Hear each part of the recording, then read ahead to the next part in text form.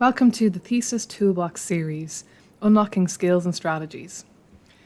This series aims to guide and support students through the different parts of the thesis process. In this tutorial, we will be exploring the sections of your thesis. Sections that you will likely be including in your thesis are an abstract and an introduction, a literature review, methodology, results and findings, discussion, conclusion, and maybe appendices. So to start, an abstract is a brief paragraph summarising the purpose and function of your research.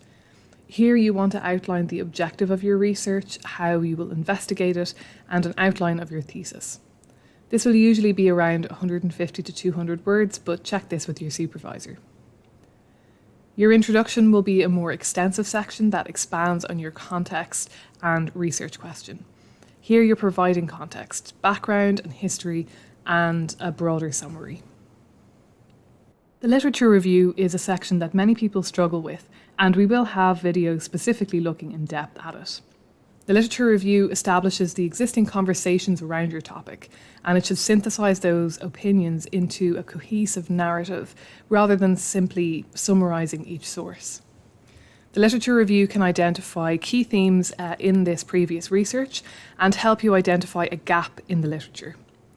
It can also help to determine your methodology based on previous studies and the best way you perceive to bridge the research gap. Depending on your discipline and the length of your thesis, your methodology section might fall under your introduction or stand alone as a chapter or section. This is where you outline how you're planning to investigate your research question, whether that's through qualitative or quantitative research methods. Qualitative methods are used to examine meaning in social situations, and quantitative methods are used to collect and analyse data. Research methods are extremely wide-ranging, and you'll often use more than one method in your research. This is best decided with your supervisor. Your approach to your findings section will heavily depend on your methods. One example of a qualitative research method is thematic analysis.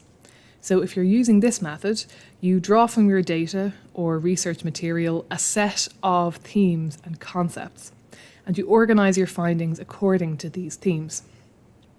Your findings will then discuss these themes in depth with reference to the literature. If you're using a quantitative method, your findings might be displayed as graphs or diagrams or tables. A good conclusion is not just a summary of everything you have written in your thesis.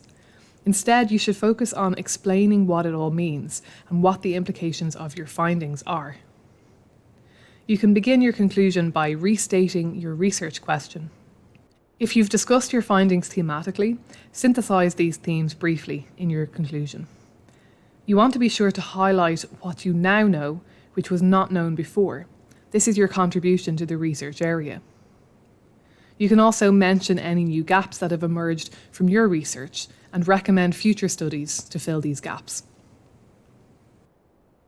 And finally, appendices are any additional work or information you want to include. These are not included in the word count of your thesis, so you can be generous here within reason. And the extent of what you include should be discussed with your supervisor. But you might want to include additional graphs, data sets or tables, questionnaires or interview transcripts. Anything in the appendices should be labelled and titled if you're referencing it within the body of your thesis. So thanks for taking the time to listen to this guide. You can learn more by checking out our guides on the MU Library website. You can keep an eye out for relevant list sessions and other library initiatives advertised on the library website and through social media. And check out SAGE Research Methods for more help with planning your thesis.